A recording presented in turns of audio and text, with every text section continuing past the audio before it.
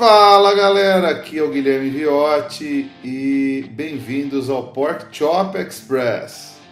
Aqui é o Everton Souza e eu trouxe o meu leque prateado.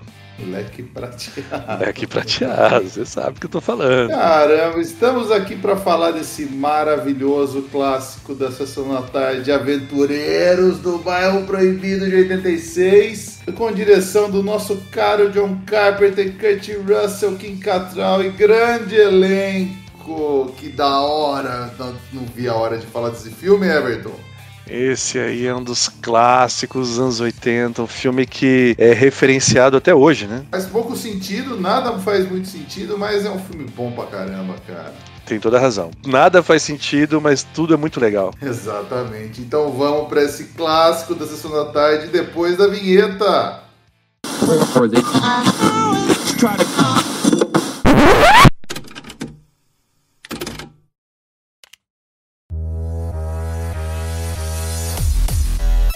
Rebobina Cast. Volte ao play dos clássicos. É isso aí, meu amigo. Escolhemos esse filme. Eu nem sei mais quem escolheu, se foi eu ou você, mas isso não importa. O que importa é que esse filme... Cara, esse filme marcou a infância e a adolescência de todo mundo que nasceu nos anos 80 e 90. Esse filme que foi repetido a exaustão pela Rede Globo, né? Esse filme, eu diria até que ele não só marcou a infância, como na minha cabeça aqui ele é referência para muita coisa, né? Principalmente, eu achava até que era só para os brasileiros, só para nós aqui, mas conhecendo um pouquinho da história do filme, revendo agora, eu vi que ele é, além de um clássico, cult, também é referência para muitas outras coisas de jogos, outros filmes, e não tenho nem palavras. Confesso que eu quando revi o filme, né, acabei vendo em pedaços, mas tinham coisas que eu não lembrava, né, qualidade do filme, tem coisas que envelhecem, porém, diferente da minha lembrança quando mais novo, né, quando era um jovem mancebo, eu tinha uma impressão diferente do filme, mas agora, vendo com olhar de adulto, você vê que é uma comédia mesmo, né? É muito legal o filme. Eu tenho uma visão um pouco diferente, porque é óbvio que eu vi esse filme em repeat também nos anos 80 e 90, mas eu já tinha revisto ele umas 3, 4 vezes depois de adulto, então já estava na minha cabeça o que ele é de verdade, que, cara, é uma comédia, né? E é isso, e eu acho que é assim, para você acompanhar, para você melhorar o filme, eles têm que tratar ele do jeito que ele é, uma comédia. Mas falando da ficha técnica desse filme, para aproveitar que a gente está no gancho aqui, esse filme é do John Carpenter, conhecido no Brasil como João Carpinteiro, um dos maiores diretores de terror dos anos 80. Ele fez aí, entre outras coisas, aí o Halloween original, ele fez Fuga de Nova York, ele fez Enigma de Outro Mundo. Enigma de Outro Mundo é dele. Enigma de Outro Mundo. É o The Thing, né? Enigma de Outro Mundo, isso mesmo. E Halloween também, não foi? Eu acabei de falar, cara. Agora você tava falando, a gente é velho, mas não, você falou terror, assim, você não falou o filme, você falou? Eu falei Halloween. É velho, eu tô velho. Você também. Nossa, tá virando podcast da terceira idade essa porra, você sabe, né? Não, mas olha o filme que a gente tá falando, né? É verdade. E ele tá vivo ainda, não tá?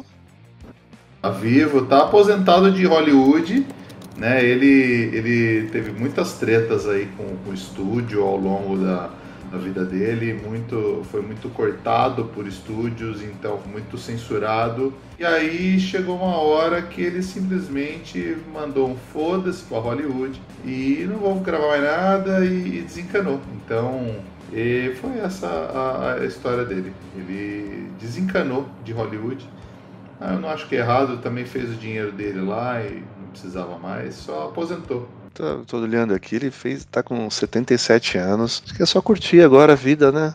Bom, tem o Clint Eastwood aí que tá trabalhando como se não... Cara, meu sonho é aposentar, eu tô com 40, né? Quem dirá o cara. Então, ele tá certo. E ele já tinha trabalhado com o Kurt Russell também. Sim, esse é o quarto filme dele com o Kurt Russell. Ele já tinha feito Elvis Não Morreu, que é uma cinebiografia do Elvis que foi feito pra TV. Esse é final dos anos 70, que John Carpenter estava meio que aparecendo, tinha acabado de fazer o primeiro Halloween, mas esse filme era para televisão, Elvis Não Morreu. Depois, 2 anos depois, foi o Fuga de Nova York também, com o Kurt. E o Enigma de Outro Mundo. É que esse é um filme que sempre me confundiu muito com o nome português, nome inglês. É que o original é o The Thing, que eu sempre, que traduzindo ao pé da letra seria A Coisa, mas o A Coisa em português é outro filme. Então sempre me dá um nó na cabeça quando eu vou falar esse filme, como vocês viram aqui no começo desse episódio, né? Mas sim, é dele também. E ele também dirigiu Christine, né? Christine, o Carro Assassino, com certeza. Clássico do Stephen King aí, baseado no livro do Stephen King. Então, João Carpinteiro tem uma vasta lista e uma lista respeitável de filmes, hein? Caramba, tem muito filme bom, cara. Tem muito filme bomba também, né? Como Fuga de Los Angeles, que é a continuação de Fuga de Nova York, que é horroroso, sabe? De 96, ele é asqueroso. Você tem Fantasmas de Marte, que é terrível, mas ele tem muita coisa boa no meio do caminho, cara. Tem muita coisa boa. Não dá pra acertar tudo, né? Não dá. Se nem Pelé fez todos os gols, se nem Michael Jordan fez todas as cestas, quem dirá John Carpenter? Cara, no elenco desse filme a gente tem o próprio Kurt Russell, como a gente já disse, como Jack Burton, que é um dos maiores personagens da história do cinema. Eu adoro Jack Burton. Nesse filme ele é um canastrão. Nossa, cara, ele é sensacional e ao mesmo tempo ele é um merda. Você tem a Kim Cattrall fazendo a Gracie Law, Kim Cattrall aí que já tinha feito o Loucademia de Polícia, e Manequim. Você lembra desse Manequim? Manequim, ela fez Manequim.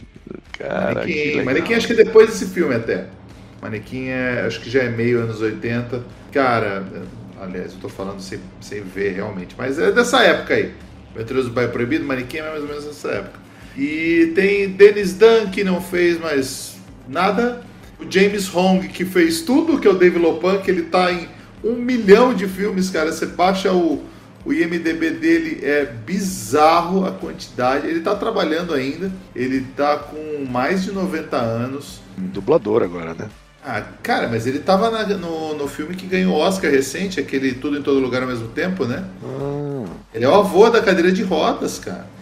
Ele é o Mr. Ping do Kung Fu Panda. Ele tá em 1 milhão de coisas até hoje, cara. 95 anos. Esse aí não quis se aposentar. 95, cara. E... Pô, ele pra mim sempre vai ser o Lopan, mas ele tá em 1 milhão de coisas, cara. Ele tá trabalhando bravamente aí até hoje. E o Victor Wong, o Egg Shen, é um ator que também trabalhou bastante nos anos 80. Ele tá num filme que até a gente vai citar um pouco dele, que é meio que um concorrente do Aventureiros do Bairro Proibido. Ele é aquele senhorzinho simpático que solta raios também.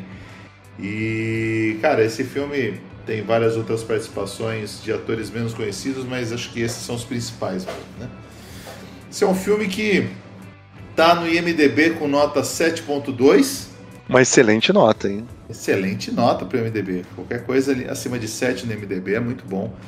No Rotten Tomatoes, a crítica deu 73% e o público deu 82%, cara. E aí você pensa, um filme que tem nota boa assim só, você obviamente pensa que ele foi super bem sucedido nas bilheterias, certo? É o que se espera. Você acha que foi?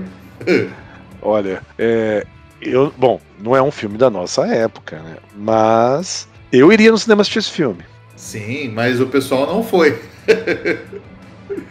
Cara, esse filme custou 25 milhões de dólares e faturou 11. Não se pagou nem pela metade. Nossa, é o primeiro filme que a gente apresenta aqui que não se paga, né? Mas você sabe por quê, né? Que ele não tinha o Arnold no elenco, mas... Não tinha o Arnold nem o Sly, né, cara? Aí fica difícil, mas... o principal desse filme que eu pesquisei é que o estúdio não soube muito bem como vender esse filme. Era um filme com uma temática asiática, era um filme que também ele foi adiantado o lançamento em 5 meses, porque fala muito isso em Hollywood, né, de filmes irmãos, né? Não sei se a gente já falou dos podcasts, mas provavelmente não. de um estúdio saber que o outro tá fazendo e vamos fazer um filme na mesma pegada, na mesma época. Então você tem, por exemplo, aí o Vulcano, que foi lançado junto com o Inferno de Dante, que eram os 2 filmes de vulcão. Você tinha o Armagedon e o Impacto Profundo, que eram os 2 filmes de meteoro. Então, na época ia sair o Rapto do Menino Dourado, com o Ed Murphy. Você lembra desse também, né? Lógico, esse sim, clássico, master... É o Ed Murphy, né? No auge. Material de Rebobina Cast também. A gente fazer algum dia, em breve, faremos esse filme também. Maravilhoso. Esse merece, com certeza, um destaque. Exato. E como tinha Ed Murphy, que é um cara que sempre vendeu bem os filmes, né? Assim como o Arnold e o Sly, eles ficaram com medo de bater de frente, porque ia ser lançado mais ou menos na mesma época. Então, o diretor, ele cortou a edição, ele editou o filme... em tempo recorde, e lançou o filme em 5 meses, cara. Aliás, ele adiantou o filme em 5 meses do que estava sendo lançado. Então, o estúdio não conseguiu vender a tempo, era uma temática estranha que o estúdio não sabia como vender, se era uma comédia, se era um mistério, se era um suspense, e o filme foi um fracasso completo. O que é uma pena, né? O que é uma pena porque... É curioso essa questão em Hollywood, e no cinema em geral, porque há filmes que são muito ruins, Madame Teia, por exemplo, que são merdas mesmo, são filmes tristes de assistir. Porém, há filmes que você sabe que tem o seu valor, que são bons e não faturam por conta de erro do estúdio, falta de divulgação, ou concorrência, como você falou, às vezes filmes de irmãos que... são difíceis e o público vai assistir um ou outro, né? Não tem o que fazer. Sim. E esse filme, ele acabou sendo mais reconhecido com o passar do tempo, virou um clássico cult, né? Então ele é muito cultuado. Ele, hoje em dia, na época da gravação desse podcast, pelo menos, ele está disponível no Disney Plus. Ele estava no Star Plus antes, agora com a junção dos dois está lá no Disney Plus. Os roteiristas desse filme, você tem pessoas que estavam muito ali em Hollywood há bastante tempo. O Gary Goldman, que foi um dos roteiristas de Vingador do Futuro, Total Recall. E o W.D. Richter é um deles, que é o cara de Invasores de Corpos. Mas quem consertou esse filme mesmo, que estava meio uma zona, foi o David Weinstein. Para você ter uma ideia, esse filme, originalmente, ele era para ser um filme de faroeste. Que... o Kurt Russell teria o seu cavalo roubado e não um caminhão. Olha, faria sentido também, hein? E quem consertou foi esse cara, o David Weinstein. Ele transformou o filme, trouxe para hoje em dia, trouxe para Chinatown e meio que consertou a parada. E mesmo com o faroeste, teria essa pegada chinesa, assim? Cara, difícil. Porque o roteiro é totalmente voltado pra isso, né? O roteiro é muito maluco, né, cara? Vamos ser sinceros que nada faz muito sentido, aquele lance de magia. Cara, eles não sabem se faz uma coisa meio tradicional chinesa, se mete uma coisa atual. O vilão, ele é todo meio... cara, é um filme de... Eu adoro esse filme, tá? Não tô falando mal. Mas é um filme que a história é meio maluca demais, né? Não, e esse filme tem tudo, né? Ele tem luta marcial, ele tem o canastrão, ele tem monstro, ele tem magia, aliás, magia chinesa, né? Tem mago, tem tudo. É um filme muito completo no seu contexto ali. Sim, e exato. Colocar isso num roteiro deve ter sido difícil. Com certeza. Então, precisa de 3, né? Pra colocar isso dentro no roteiro. Cara, quer falar da parte de trás da caixa? Você ter o prazer de ler esse texto feito nos anos 80 e 90 para fazer você alugar a fita no locador? Com certeza, irei aqui ler, né, como você bem disse, essa maravilha, né, que você tinha que convencer a pessoa a alugar a fita, ainda mais como você disse que esse filme ele se pagou depois, né, ele ficou cult porque as pessoas alugaram o VHS. Exatamente. E eu gosto de fazer você ler, porque assim, eu sei que você nunca lê a pauta antes, e aí você vai ler como uma pessoa que está lendo pela primeira vez, entendeu? E para você admitir, passar... é verdade. Você nunca lê a porra da pauta, você sabe disso. Tá bom. Dirigido pelo mestre da aventura, John Carpinteiro, esta eletrizante aventura, estrelada por Kurt Russell como Jack Burton, o motorista de caminhão durão, esperto, cuja vida errante pelas estradas leva a uma inesperada corrida contra o tempo quando a noiva do seu melhor amigo é raptada. Em uma busca frenética, Jack encontra-se em Chinatown, São Francisco, em um mundo mágico e repleto de seres estranhos, governados por Lopan, um mago de 2000 anos de idade que implacavelmente controla um império de espíritos. Lutando contra demônios e enfrentando horrores indescritíveis, Jack penetra no mundo obscuro de Lopan, em uma aventura a todo vapor, para resgatar a garota. Coestrelado por Kim Cattrall, este espetáculo de ficção e dos efeitos especiais acelera o rumo a um final inesperado. Nossa, eles quase dão spoiler do final do filme, né? Você percebeu? Totalmente. Olha, é o segundo por trás da caixa que a gente lê que entrega um pouquinho demais, né? Ai, cara, o pessoal não sabia muito como vender na locadora, né? A arte desse filme ainda também não ajuda, que é uma maluquice completa na frente, né? Então, talvez, vamos fazer um super texto. Não, você tem toda a razão, a você fita... lembra, né? É difícil você defender essa fita. Não, mas a fita, se você olhar a capa, você tem toda a razão. Ela é muito obscura. É o Jack Burton segurando aquela metralhadora com uma faca na mão, com a garotinha atrás, o Lopan ali no fundo. Os chineses aleatórios na capa. Exato. Parece com a lua no fundo. É uma coisa de louco. É difícil se vender mesmo, viu? Com certeza. Cara, esse filme, na época, o nosso querido Kurt Russell, ele tava no auge, né? Então, ele logo depois aí foi fazer outro filme que eu adoro, cara, que é o Tango e Cash. Ele tinha feito ali, ele foi fazer depois Conspiração Tequila. Cara, ele fez Tombstone, né, que é um filme que fez mais sucesso nos Estados Unidos, mas é um faroeste, que é um dos filmes que revitalizou o faroeste aí começo dos anos 90. Então, cara, ele tava no auge e ele... Na verdade, é engraçado que o John Carpenter já tinha trabalhado com ele outras vezes e chamou ele para fazer esse filme. Só que os últimos filmes que ele fez com o John Carpenter foi meio foi sucesso de crítica, mas foi meio fracasso nas bilheterias, né? Como O Fogo de Nova York e O Enigma de Outro Mundo. Então ele falou, cara, eu não quero fazer esse filme porque eu acho que não vai dar dinheiro, que ele estava certo. Mas o John Carpenter falou, não ligo para dinheiro de bilheteria, eu só quero que você venha fazer o filme e vamos lá, vamos fazer essa parada. E deu certo até certo ponto. Não deu tanto dinheiro, mas acabou dando certo. O Kurt Russell, interessante, você mencionou que ele estava no seu auge. Ele é um ator muito conhecido, você sempre o reconhece nos filmes, mas ele não tem aquele brilho, né? Aquele estrelado igual o Arnold, igual o Sly. Ele não é um ator, uma mega estrela. Ou eu estou errado? Não, você tem razão. Ele é um ator que nunca levou multidão para cinema, né? Não era super estrela que nem era Stallone, Van Damme, Schwarzenegger, né? Mas é um ator que sempre foi muito constante, assim. Ele fez muito filme bom, cara. Foi muito filme bom.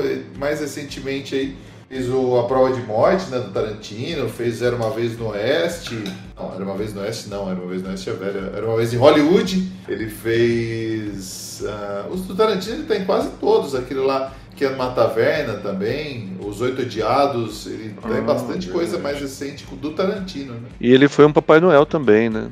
Sim, pô, fez Crônicas de Natal. Não assisti. Crônicas de Natal. Ele com a mulher dele, né? Essa idade eu começo a esquecer o nome dos atores, é uma bosta. Não tem obrigação nenhuma de saber o nome da mulher dele, né? Lógico que tem, ela é atriz também, cara, a mãe da Kate Hudson. Ela é atriz também? É. Nossa, a senhora Russell? Não chama Russell também, é a Goldie Hawn. Você lembra da Goldie Hawn? Goldie Hawn, não me lembro. Que filme que ela fez, já que você falou que ela é atriz? Filmes, cara, você vai ver a cara dela, você vai lembrar. Tem um, inclusive, com ele, que chama O Salto para a Felicidade. Foi lançado pouco depois desse filme, acho que um ano depois. Cara, uma baixinha, loirinha, com cara de brava. Você vai lembrar dela quando você vê. Mas Ah, sei. Eu lembro dessa atriz de um outro filme que ela fez com, acho que com Tom Hanks, que ela é aficionada pela beleza e só que ela toma um elixir, ela morre. A Morte Lhe Cai Bem, é com A Morte Lhe Cai Bruce Bem. Willis. Bruce Willis, falei errado, perdão, é isso mesmo. Isso. Nossa, esse filme é muito bom. É, cara, esse era a Sessão da Tarde, total. Total. A Sessão da Tarde dos anos 80 e 90 era para um outro nível de adolescente, de criança, que você já crescia com, moldando o teu caráter. Né? Ah, cara, era putaria, era droga, era morte. E, cara, esse filme mesmo aí, se você for ver o que a gente tá falando hoje, né? Ele não era um filme de Sessão da Tarde no sentido de censura, né? Devia ser, sei lá, o que? Um PG-13 considerado nos Estados Unidos, né? Ou seja, acima de 13 anos. Não, 14 anos, né? Olha só. 14 anos. E passava na Sessão da Tarde. E a gente tinha o quê? 8 e assistia. Sim, sim. Mas quando apareceu eu me lembro... Bom, não sei, não é spoiler... O Lopan dá um pouco de medo, cara. A gente fala de spoiler.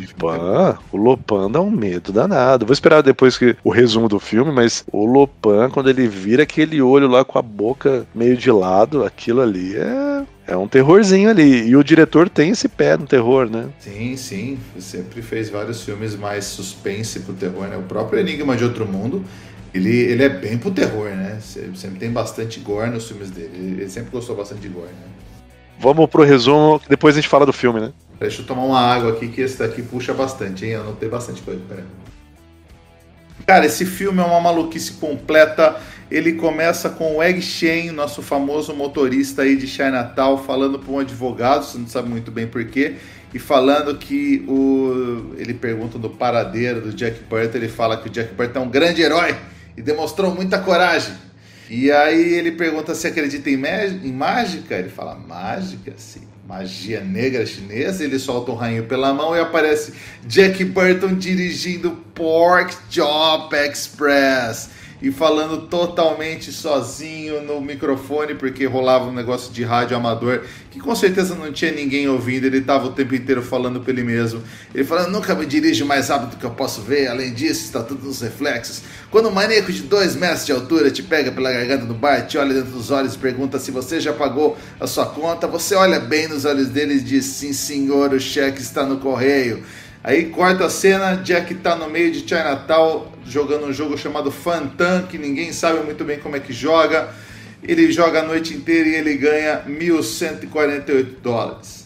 Aí ele fala, o dobro ou nada, que eu corto a garrafa no meio, o amigo dele, que é o Wang, que depois parece que eles são amigos de bastante tempo, você não sabe muito bem o que está acontecendo, ele vai lá, aposta, ele erra, ele não consegue cortar a garrafa no meio, você descobre que uma informação muito importante, o Jack Burton tem reflexos muito bons, ele pega a garrafa no ar e o Wang fica devendo para ele fala que ele não tem dinheiro ali para pagar, que ele só tem que pegar a namorada dele, que assim, como um cara tem uma namorada dessa que vem da China, ninguém sabe, ela é chinesa e tem olho verde, aparentemente isso vai ser uma coisa muito importante no futuro do filme.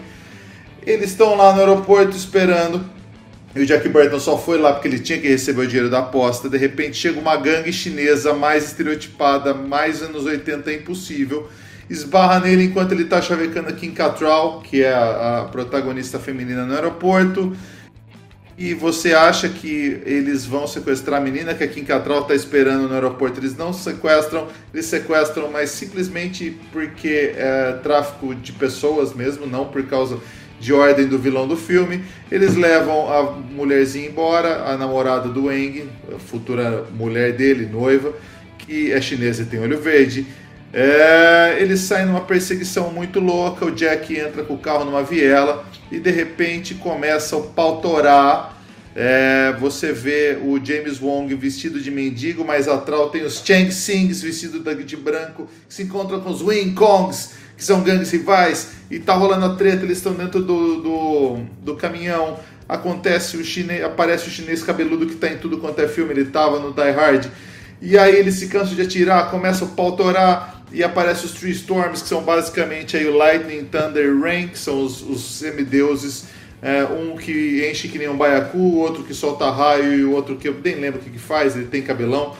Começa a torar, o pau, e aí de repente roubam o caminhão do Jack, ele tem que ir embora lá, não sei como que eles tiraram aquele caminhão do beco, ninguém sabe. O Jack fica tentando ligar para o seguro para falar com alguém, com um roupão azul ridículo, nada dá certo.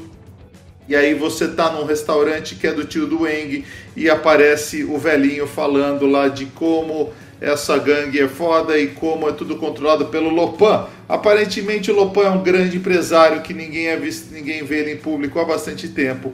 Aparece a amiga da Grace Law, que também é uma jornalista, na cena mais expo-dump, que ela fica falando de meu Deus, esse Lopan nunca foi visto, ele é chefe das Lopan Enterprises, ele é dono de metade de Chinatown. Afinal, você descobre depois que ele é um feiticeiro amaldiçoado que tem mais de 2000 anos, mas nunca consegue ter o corpo inteiro. Por quê? Porque ele não casou com uma japonesa chinesa de olho verde. Ele tem agora a chinesa de olho verde, que é sequestrada. Se descobre que ela estava no puteiro, mas aparece lá os 3 deuses para pegar ela. Ela leva de novo para a sede do Lopan. Entra todo mundo na sede do Lopan, tiros, confusões, gargalhadas. O Jack não sabe lutar em porra nenhuma, só quem salva tudo é o Wang, que luta pra cacete. O Jack, ele nunca consegue fazer nada certo, ele dá tiro, ele não acerta em ninguém, mata 1, 2, 3, 4, mata 8 no final. Mas enfim, eles vão lá, resgatam as mulheres, mas no final, tanto a Grace quanto a menininha, que é a personagem principal, que não fala uma palavra, que é a mulher do Wang, elas são sequestradas de novo. Vai passar de 5 minutos mesmo, mas foda-se.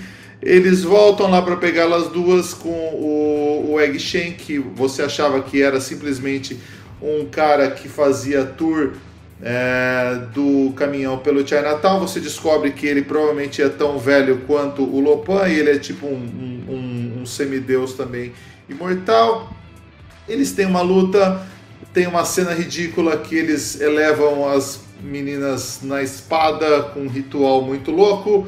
Ele acaba casando com elas. No momento que ele fica humano, o Jack joga uma faca nele, ele joga de volta no Jack, mas o Jack tem muito bons reflexos, é tudo sobre reflexos, joga a faca na cabeça do nosso querido Lopan, que morre. Ele ficou, sei lá, vivo de verdade depois de casar com a chinesa por 30 segundos. Ele morre de novo. O Byaku explode, como o Byaku faz.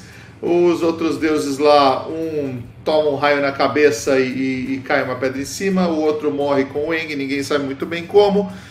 O Jack vai embora no caminhão depois de salvar o dia, mas na verdade o Jack não salvou nada, ele só tá do lado do Wang, que bate em todo mundo.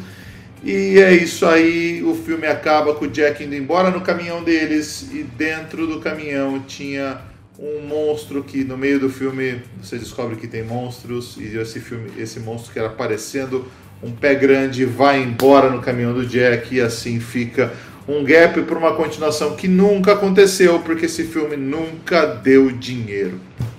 E acho que é isso. Ufa! Esse foi um desafio, hein? 6 TDDs. Cara, acontece tanta coisa maluca nesse filme que eu tive que resumir. Por exemplo, tem monstros no meio do filme. Você nunca sabe muito bem. Não, tem monstros, tem monstros. Eu não me lembro se o primeiro que apareceu foi aquele com aquela cara. O primeiro que aparece é o pé grande. E eles estão... é um pé grande, parece um macaco. Porque assim, eles se enfiam se passando ali por...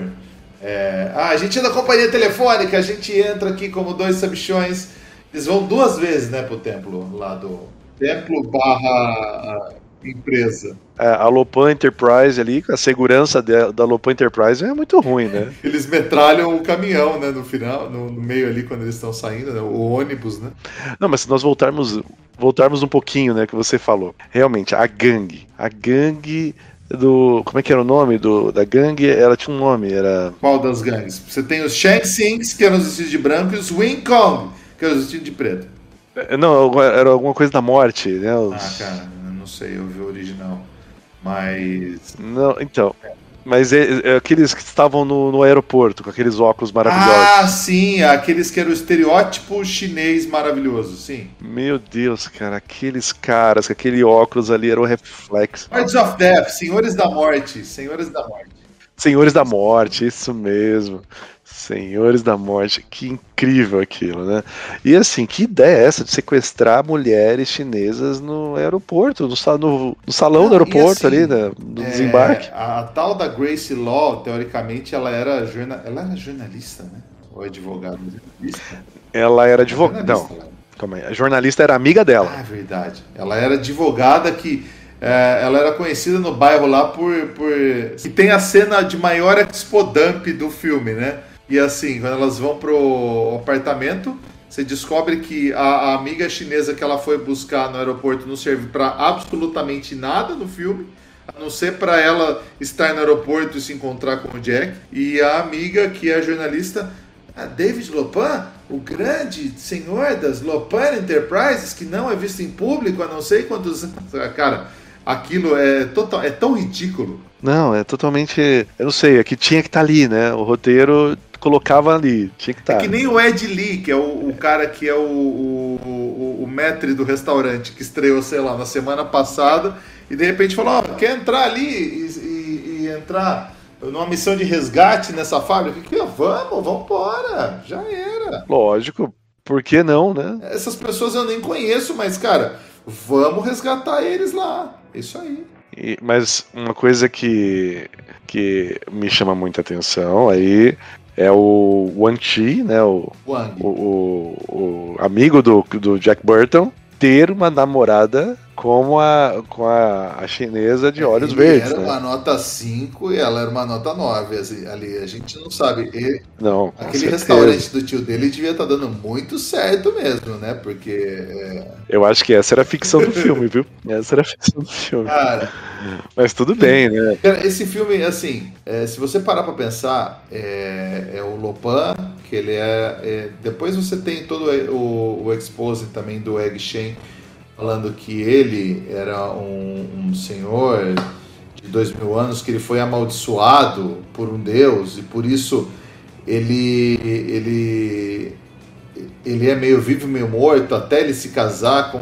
Cara, sério, em 2000 anos, o Jack até tira uma com a cara dele e fala, 2000 anos você não conseguiu escolher uma mulher? O padrão dele tá muito elevado. Mas eu acho que é o tempo que ele se decidiu para se casar, né? 2000 anos? Porra. 2000 anos. Assim, já que eu vivo pra sempre, né? Vou demorar 2000 anos pra casar. Mas olha só, o pessoal... Tava todo mundo querendo ali no final matar o Lopan, mas o Lopan ele só queria, né? Eu acho que ele até fala no filme que ele só queria ter os prazeres terrenos. Ele ia sacrificar, né? E assim, por magia de roteiro, uma mulher virou duas, né? Porque era sempre muito conveniente ter uma outra mulher. E assim, vou casar com uma eu vou sacrificar e a outra vou trazer os prazeres carnais. Jack e Martha. Sim, foi bem isso. Então ele só queria curtir, né? Você vê que ele já era um empresário de 2000 anos e só queria curtir a vida. Ele era um velho tarado, né? Ele era um velho tarado, essa é a real. Ele era um velho tarado. Era um mega velho tarado. Não sei se você reparou umas coisas, não sei se isso é erro de continuidade ou não, mas a hora que elas estão que eles estão fugindo, depois deles o Eng e o Ed, eles vão brigar com as guardas femininas, elas enchem eles de porrada, eles estavam achando que ia ser moleza, eles apanham que nem dois cachorros velho. Quando eles estão fugindo lá com a mulherada, eles caem num lago, né? Então sai todo mundo assim, o lago entre aspas, né? Era um escape de esgoto ali dentro das empresas Lopan, e muita coragem pular naquela água, né? Aquela água podre, né? Que com certeza o pessoal saiu com cólera. E, cara, sei lá, por umas 10 mulheres, do outro lado sai 5 só, né? Então, tipo, teve umas 5 que morreram afogadas nessa porra, né? Se afogaram e ninguém mais pensa nisso, né? Assim, não tô nem aí, a gente né? nem tava aqui para resgatar elas, a gente tava aqui para resgatar os protagonistas do filme. Elas estão aqui, assim, quantas sobreviverem, ótimo. Se sobreviver 2, sobreviver 10, tá tudo bem. É verdade. E tinha um buraco, né? Um escape gigante, né? Que eles vão nadando. Como é que eles sabiam que tinha aquele buraco lá? Vamos pular aqui acho que deve ter em algum lugar. Não, pode ser também só água, né? E você não cai pra lugar nenhum, né?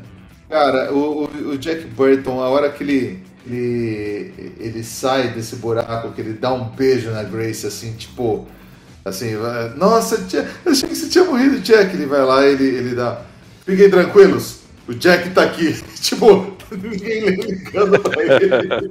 Não, ele é muito canastrão.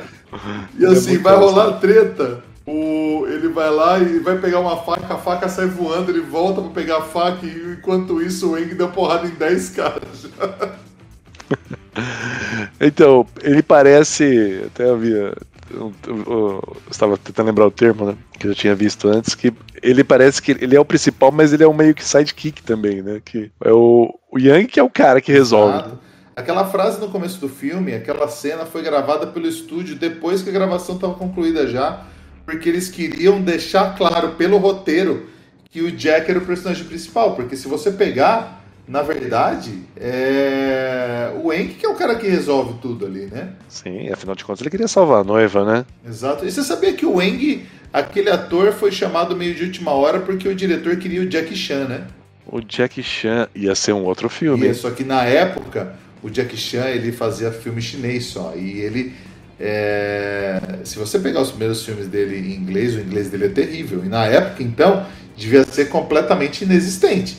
Porque ele já era uma super estrela em Hong Kong, ele já tinha feito Police Story 2, aquele monte de filme maluco dele lá do Armadura de Deus, aquelas loucuras dele, mas ele não falava inglês. Então, quando viram ele falando inglês, falou: não, esse cara não vai conseguir não, principalmente porque o roteiro exigia que ele fosse um cara que tivesse bastante fala, né? Ele não era só o sidekick asiático, ele era o cara que ia resolver a parada, né? Sim, mas eu acho que assim, deu uma boa química ali, né, com o Kurt Russell e o Wang, que na verdade é Dennis o nome dele, né? Dennis Dunn. Dennis Dunn é um nome, parece que é nome americano, será que é nome artístico desse? Não sei a etnia dele de verdade, cara.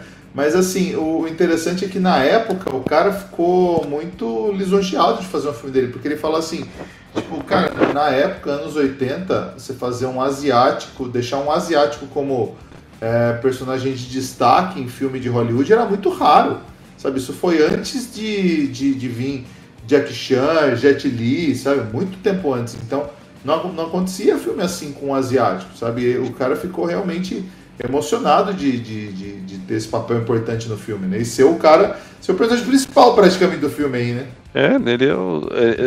Ele é o principal, quase principal. Sim. Mesmo. É que o Kurt Russell tem uma presença, cara, também. Ele, né? O Kurt Russell é o Didi Mocó nesse filme, né? Ele é o cara assim. Ele é o carisma, e basicamente ele é isso, cara. E você, quando você estava resumindo ali, o filme, né, tem interessante que logo no começo ele tá no caminhão dele, né, falando no rádio lá, que era uma coisa muito comum, que ele era um podcaster, né, que ficava dando dica, falando ali, um coaching, falando pra ninguém. Por isso que eu comecei o episódio com Pork Chop Express. Sim, cara. Total. E tem uma parte lá também, antes da treta, né, lá, depois quando ele entra no beco, quando eles estão indo lá resgatar, né, a Miauin, e aí daí sim tem aquele confronto das gangues, tem um tiroteio enorme e nenhum tiro acerta o caminhão. Não passa nem perto, cara, tá rolando tiro, tá rolando luta de espada, e os caras do caminhão quieto ali. Isso que eu acho da hora desse filme, tipo, em nenhum momento eles se jogam na parada, eles meio que reagem às paradas que estão acontecendo. Então assim, o pau tá torando lá fora, eu vou sair do caminhão, eu tô seguro aqui, o que eu vou me enfiar no meio da luta? É verdade. E ali é onde aparece a primeira vez os temporais, né? O raio, o trovão e o... Você falou em inglês. Chuva, né? Cacete. Raio, trovão, chuva e relâmpago, né? Isso. Também conhecido como Baiacu, Cabeludo e Rainho. Esses personagens também eram bem...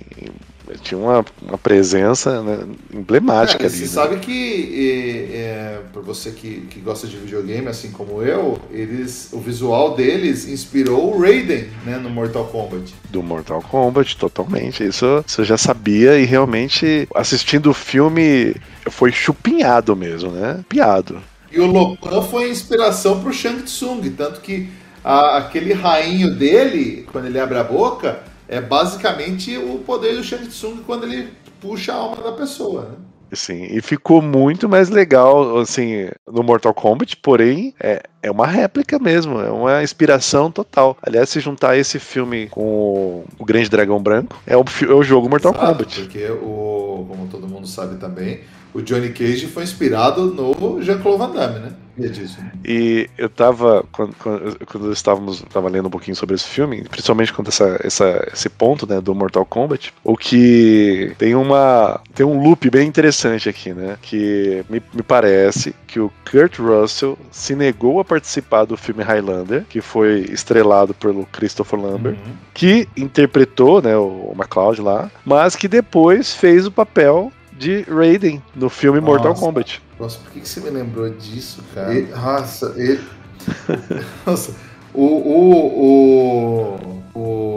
Nossa, você acabou de falar o nome do ator, eu tô velho, mano. Christopher Lambert?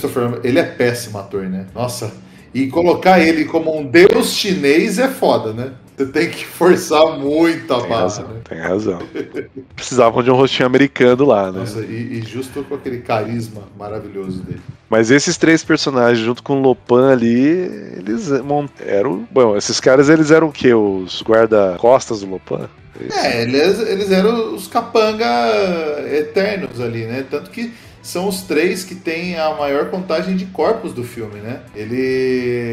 Se contar ali a luta no começo, né? Que eles destroem o pessoal que tava entre eles tretando forte na rua. O Lightning, que é o do rainho, ele matou 20. O Thunder, que é o cabelinho, ele matou 19. Não, o Thunder é o Baiacu, desculpa. E o Rain, que é o cabelinho, ele matou 19 também, cara. Então, se você pegar os dois principais, o Jack Burton matou 8 pessoas. O Wang Shi, que é o herói de verdade, matou 5 só porque, claro, que né, o estúdio vai fazer o Jack Burton ter mais morte do que o outro, porque ele é o principal. Mas o Egg Shen, que é o velhinho que solta raio no começo do filme, ele matou 14, cara. Sim, mas ele é um mago, né? Ele Mago, né? Exato. Poderoso. Ele confronta ali o Lopan, né? O Lopan né? não matou ninguém, você percebeu no filme inteiro? Então, o Lopan, o pessoal...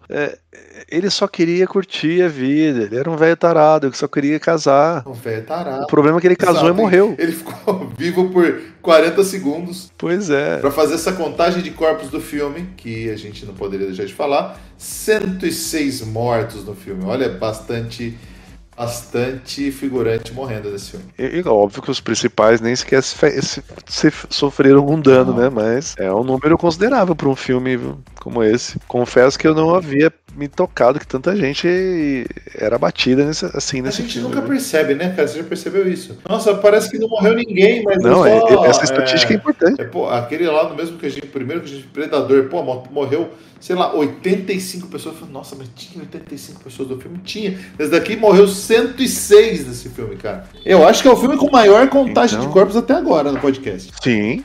Olha que é um filme de aventura, hein? Cara, e só pra finalizar aí as curiosidades, que a gente saiu da pauta um pouquinho, o interior da garagem ou do escritório lá do Egg Shen, você sabe que é o Fire Station 23, que é o mesmo prédio que foi usado como interior do Caça-Fantasmas, quando aparecia a parte de dentro, né? Não a de fora. Não o prédio de fora. Mas a parte de dentro é a mesma. Era algum estúdio? Será que era um prédio mesmo? Eu acho que era um ponto Os filmes não são contemporâneos, eu acho que era um ponto de...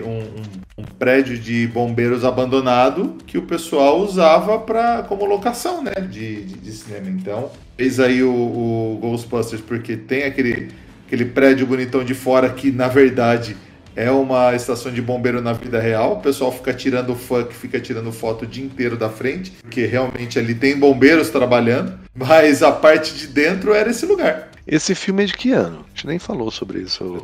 86, né? Esse filme é de 86. Ghostbuster é 84, né? Ah, veio primeiro. Ai, cara, e aí, quer ir para as suas frases favoritas do filme? Acho que a gente tem que falar da luta final ainda, hein? Vamos falar da luta final? Porque a luta final é bem impressionante ali, com o Lopan, com o feiticeiro. Nossa, vira uma maluquice, né? Com o Jack fazendo nada. Aquele estúdio maluco com neon, porque é óbvio que tem que ter neon na porra do filme.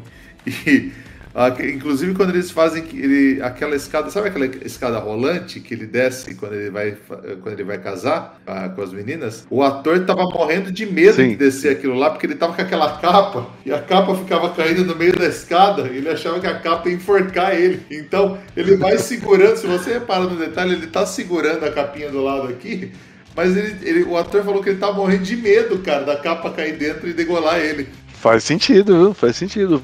Mas a luta dele com Egg Shen, nossa, é um efeito de luzes, neon, como você falou, é uma loucura. E tem o rainho rolando, e meio como se fosse a sombra de dois guerreiros atrás, lutando com uma espada bem fajuta, né? Sim. Eu acho que era uma luta mental entre eles ali, sei lá, é uma loucura total, né? Não adiantou de porra nenhuma, né? Porque o Jack mata ele na faca. Não, ele morreu do jeito mais idiota possível, né? Ele era muito mais poderoso quando ele era um fantasma. Sim, né? É verdade. Nossa, eu não sei também, porque ele ficou casado, de repente ele já desistiu, vai saber. O casamento acabou com a vida dele, né? A vida de 30 segundos. Exato, ele casou, morreu. Mas acho que vale a pena a gente falar das mortes também dos três. Os três trovões lá, né? Tempestade, né? O cabelinho, o baiacu e o raio. Agora, nessa luta final, eu lembro da cena que o Jack atira pro alto, acerta o teto, cai uma pedra na cabeça dele e desmaia durante a batalha final. Né, que eles vão entrar no negócio. Tá o pau torando todo mundo, ele vai lá, cheguei aqui nessa porra, ele atira pra cima e cai, sei lá, um tijolo na cabeça dele e desmaia. Essa parte é inacreditável. Então, é isso que é o maravilhoso no Jack, cara, porque ele não sabe lutar, claramente, ele não sabe atirar, ele não sabe fazer nada, se ele fosse pro pau ali mesmo naquela parte, ele morreria fácil, assim, no começo do filme, sabe? Sim, pra ele é a aventura dele, né? Exato, mas ele tem a coragem, entendeu? Ele tem balls ali, mas ele não sabe, cara, ele é um coitado. Agora os três Raidens ali, né? Os três. O Lightzinho lá, do raio, ele. Morre de jeito bem escroto nesse filme, né? Os três, na verdade, né? Não, os três morrem, mas eu acho bacana que teve uma hora lá que ele vai acertar o raio no Egg Shen, o Egg Shen tira um leque prateado e o raio volta pra ele leva o próprio raio. Ele morre, não faz sentido nenhum. No leque, né? Não, ele morre depois. Ele fica num show-off na hora que a turma toda tá fugindo num buraco, porque tá cheio de buraco nesse filme. No bueiro, não é? Tipo um bueiro, não? Coisa assim, isso. Isso. Aí tinha uma estátua, eles fogem por um bueiro e tinha uma estátua lá, por algum motivo, que tinha que estar lá. Aí eles jogam, enquanto ele tá fazendo um show-off, tirando raio pros cantos, sei lá, se preparando pra dar um golpe, cai sobre ele a estátua. Então, cara, esse é a estátua. O outro que fica na porrada de espada com o Aang também. Como que esse cara morre? Eu não lembro direito. Eu também não lembro desse agora. Eu lembro que um outro, que é o Baiacu, explode, né? Um Aang mata, eu acho que na espada. É verdade, na espada. Foi esse. Foi daí esse. Ele matou na espada. O raio foi fazer o show-off, realmente a estátua caiu em cima dele. O Baiacu, ele viu que o nosso querido Lopan morreu e ele imediatamente começa a inchar e explode, porque ele tava bravo. E todo mundo simplesmente faz assim, opa, ele vai explodir, sai de perto e acabou. Ele não achou por ninguém. Acho que ele vai explodir, galera, vambora. Aí ele sai e a explosão é mais da hora, porque a explosão é só assim, plá, e um pedaço de carne voando assim, caindo no chão. Sim, visceral. Eu acho que tem uma frase, né, nessa hora aí que o próprio Wang fala: acho que ele não vai parar. Muito engraçado essa parte. Cara, outra coisa bizarra dos monstros desse filme, porque filme do John Carpenter sempre tem que ter monstro, né? Ele sempre gostou de filme de monstro. E é aquele cérebro / olhos voadores que fica por algum motivo só pra anunciar que eles estão entrando e pra eles terem aquela discussão mental antes da luta, né? O Lopan e o Egg Shen, né? Mas esse monstro dá medo, viu? Esse aí tem um formato estranho, viu? E flutua, bizarro, né? E acho que é o Egg Shen que dá uma espadada no meio dele e mata o bicho? Olha, não lembro. A gente não sei, é agora velho mesmo, a gente vê esse filme, sei lá, ontem, e a gente não lembra essas paradas. Eu tô com a falsa memória que ele levou tiro também. Ele leva um tiro primeiro, ele sai meio que fugido, mas depois alguém dá uma espadada no meio dele e mata. Tem um outro monstro também que você, até no resumo, você mencionou que, eu não sei, teve uma hora ali que tá um grupo de pessoas, é que também tem grande lá, né? uma grande. outra hora que eles voltam pro restaurante e tem um monstro que tá dentro de um buraco, não sei se é uma cobra, alguma coisa assim, pega. Nossa, é verdade, não é um pé grande, é uma cobra gigante. E mata o figurante dos Wang Sim lá que tá ajudando. Exato, do nada. E aí o Wang Sim só vai lá, joga uma bomba de mágica e acabou. E é isso. Acabou. Nem quis saber se o rapaz estava vivo. Foda-se, ele pegou o cara, vamos lá. E cara, tem uma outra coisa bizarra também que ninguém explica e não dá em nada, que é a tal da poção, né? O Egg Shen vai lá, olha, essa daqui é a poção mágica, todo mundo toma antes de ir lá porque vai te dar força. E aí fica, nossa, que da hora! O Jack Burton parece que tomou 20 Red Bull ao mesmo tempo. Não, tô sentindo! Aqui vai! Porra, que da hora! Ele vai lá e dá um tiro no teto e cai o negócio da cabeça dele. Verdade. Era numa espécie de caçaba, de um pote antigo, né, que ele toma. Sei lá, uma cachaça aquilo ali. Você falou caçaba, mas é cachaça mesmo que eles falam. Não, a caçaba é o pote, né? Acho que é caçaba. Sim, eu sei, mas parece que foi cachaça mesmo que eles tomaram, né? Porque é como se fosse. Pra dar energia pra essa galera aí. Cara, vamos lá, ó. Frases do filme. Qual que é a sua favorita? Olha, eu gostei muito dessa frase que eu acabei de falar, que o Wang fala bem nessa parte que o Byaku tá pra explodir, que eu achei muito engraçadinho ali, que o jeitinho que ele falou. Acho que ele não vai parar e de repente, explode. Achei muito engraçado essa frase. Não era nenhum momento específico do filme, um êxtase assim, mas eu achei muito bacana, engraçado. Excelente frase. Ainda mais antes de alguém explodir, né? Uma pessoa que tá inflando. Cara, eu gosto... o Jack Burton, ele fala 1 milhão de vezes da porra do reflexo dele, né? E eu não sei... E realmente é o reflexo dele que salva ele no final. Eu acho isso tão engraçado porque ele fica assim... It's all in the reflexes. Tipo, tudo é reflexo dele. E ele mostra o reflexo pegando a garrafa na mão...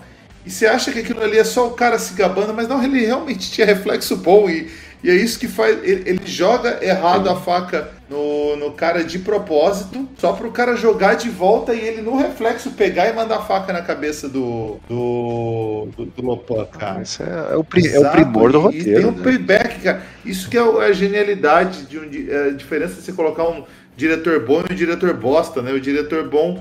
Ele vai saber colocar isso daí no meio, cara. E ele é sempre o canastrão. Cara, frase do filme pra mim, eu já até falei um pouquinho rapidinho no 5 minutos, mas é ele gravando no Pork Chop Express, falando do cara, quando um maníaco de 2 metros de altura te pega pela garganta no bar, te olhar dentro dos olhos e perguntar, até o meu dinheiro? Você olha bem nos olhos dele e diz, sim senhor, o cheque está no correio. Cara, puta, isso é sensacional, cara. Não tem tanta frase de efeito como o Cobra, como nós falamos, mas tem seus momentos. Ele não manda ninguém comer peixe, por exemplo. Eu não vi tantas frases assim marcantes. Cara, tem uma que o Egg Shen fala do nada, que eu marquei ela porque ela era totalmente aleatória e não sei nem onde se encaixa no filme. Ele fala, cabrito se bate contra a cerca viva e seus chifres nela se enredam. Não faz sentido nenhum. Isso deve ter alguma mensagem chinesa por trás, assim, viu? Pode ser um provérbio chinês. Pode ser um provérbio chinês. Exato. Tem um momento ali, né, que eles estão ali no restaurante e o Jack realmente ele está sempre muito perdido, né? E eu acho bacana que ele fala que ele é um cara racional passando por coisas irracionais. É uma boa frase, viu? Sim. Eu achei. E tem uma hora que eu acho que é pro Ed, né, que ele fala, sabe o que o Jack Burton diz numa hora dessa? E aí o cara fala, quem? Ah não, é pro Byaku isso que ele fala. Quem? Jack Burton, eu! Jack Burton diz, dane-se! Essa é boa. Essa é muito boa, porque você pode chegar assim, sabe o que o Everton falaria? Eu! Quem? Pois é, eu mesmo. Eu gostei dessa. Essa dá pra usar, muito bom, muito bom. E só lembrando de uma outra coisa maluca do filme, que o Egg Shen tinha uma pole de bombeiro, né? O cabo de bombeiro. Cabo não, né? Tipo um polidense, né? Que o bombeiro desce para descer no meio do esgoto, cara. Porque assim que eles entram na fortaleza do Lopan na segunda vez, pelo esgoto, num pole de bombeiro, cara. Não faz sentido nenhum. Parece que os caras estão, sei lá, na Batcaverna dos anos 60, sabe?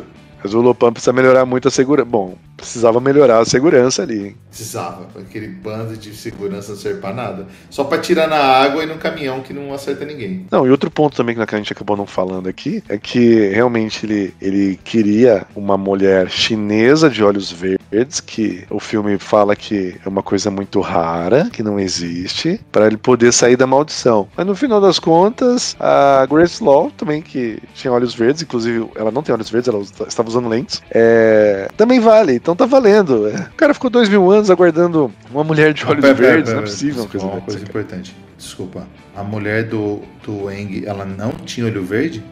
A Miao, não tinha. A Miao Yin, a Miao Yin não tem olho verde. Aquilo era a lente? É a lente de contato. Nossa, eu tô me sentindo muito enganado, cara. Nossa, minha infância não faz mais sentido. Ela não tem olhos verdes, cara. É castanhos. Eu sei que a Kim Cattrall tem, né? Ela é loira, natural, mas realmente é... Ela tem.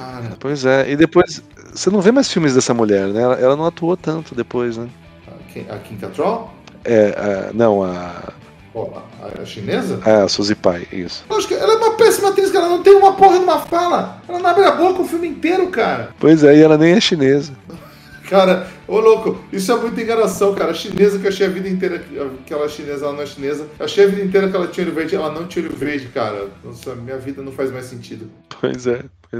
A gente tá destruindo infâncias aqui, viu? Isso é triste, isso é muito triste. Eu tô chocado, Everton. Pois é, ela na verdade, ela nasceu... eu até estava vendo aqui, cara. Ela é americana mesmo, ela é de Ohio, dos Estados Unidos. Que bizarro, cara. Cara, mas eu fico pensando, e eu pensei muito nesse filme, eu queria propor uma coisa pra você, agora um exercício mental, pra você me dizer como o Arnold Schwarzenegger deixaria esse filme melhor. Olha, na verdade, o Arnold iria resolver, né? Ele não faria as trapalhadas que o nosso Kurt Russell fez, né? Se o Arnold tivesse sendo interpretado o Jack, olha, seria mais ou menos como aquele filme que sequestra a filha dele, né? Ele ia dar um jeito de adentrar lá. Comando para matar. Comando para matar. Ele ia entrar lá na Lopan Enterprise, ia matar os três ninjas da tempestade lá, e ainda ia furar o Lopan, né, com um cano vazando o ar ainda. Não ia deixar barato não, viu? Não seria uma comédia. Nem precisava de exército, né? Não precisava de mais ninguém em Chinatown, né? Só ele ia pintar o rosto ali de preto, ele ia sofrer esse pessoal do Lopan, ele não ia querer virar imortal, viu? Aliás, mortal, né? Ele ia querer virar um fantasma mesmo e ir embora. Com certeza o Arnold ia resolver a parada. Então, mas tem que pensar uma coisa muito importante, Everett. O Arnold tem olhos verdes. E se ele fosse... se fosse a Wang... como é que... eu sei, Miao. A Miao agora até falhou aqui, né? Miao, nossa, cara. Você tem razão, hein? Vou pegar minha noiva no aeroporto, ela tá vindo da China e a gente vai se casar. E o Arnold Schwarzenegger com aquela regatinha assim,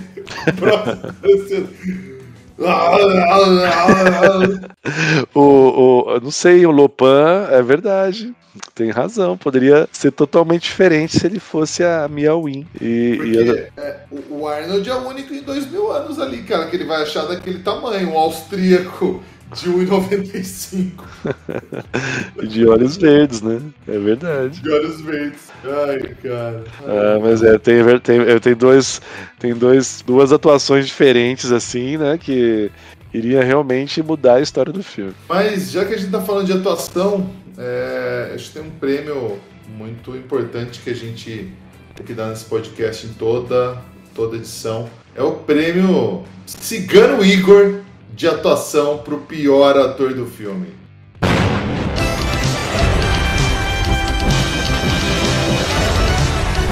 Prêmio Cigano Igor de atuação. esse filme tá mais difícil do que parece escolher um ator aí que mereça, seja digno desse prêmio, hein? Nossa, eu tenho minha escolha pronta na minha cabeça há muito tempo. Poxa, eu tô aqui pensando bastante, não sei se, por exemplo, a própria Mia Win, que eu tenho a impressão que ela não fala nenhuma palavra no filme, mas eu tô indeciso aqui, viu? Cara, não, pra mim é Mia Win, com certeza. Eu acho que, nossa, essa atriz é péssima. A Margot, que é a amiga chata da Kim Cattrall, eu acho ela ruim, mas a Mia Win, ela é terrível. Ela é tão ruim que eles não conseguiram dar uma fala, cara, e ela é teoricamente a mocinha principal do filme, cara, ela é tão ruim que ela não tem uma fala no filme. Ela não fala no filme. É porque ela tem olhos verdes. Nossa, essa atriz é terrível. Nossa, olhos verdes de lente, mas assim, não serve de nada. Ela é terrível. Eu achei essa atriz horror. Eu nunca tinha me incomodado tanto a atuação dela, mas ela é inexistente praticamente. É uma atuação bem fraquinha mesmo, viu? Acho que ela é merecedora, assim, do Cigano Igor, né? Do prêmio, porque é difícil, viu? Cara, temos nosso Cigano Igor nesse filme, com certeza. Com certeza. E, cara, pra gente finalizar, a gente poderia dar uma indicação de filme, cada um com filmes com a mesma pegada, assim, né? Filmes que sejam meio anos 80, meio tosco e meio aventura, assim, né? Cada um pode falar uma? Claro. Qual que é a sua indicação de filme para quem gostou do clássico oitentista Aventureiros do Bairro Proibido? Eu indico O Rápido do Menino Dourado, de 1986, que é um filme, como você mesmo disse, que quase concorrente no estilo, que adiantaram o filme para não concorrer nas sessões de cinema, e que também é um excelente filme que nós vamos falar aqui em algum momento, com certeza. Sim, com certeza. Eu indico aí um filme que acho que é a maior... acho que ele não tem tantos temas bizarros no sentido de o oculto, magia, etc. Mas ele também se passa num bairro japonês, que é o Showdown em Little Tokyo, Massacre no Bairro Japonês de 81, com o caríssimo Dolph Lundgren, o ser humano perfeito, e o Brandon Lee, falecido filho do Bruce Lee, que são dois policiais, um americano e um japonês que tem que se unir para ir atrás da Yakuza.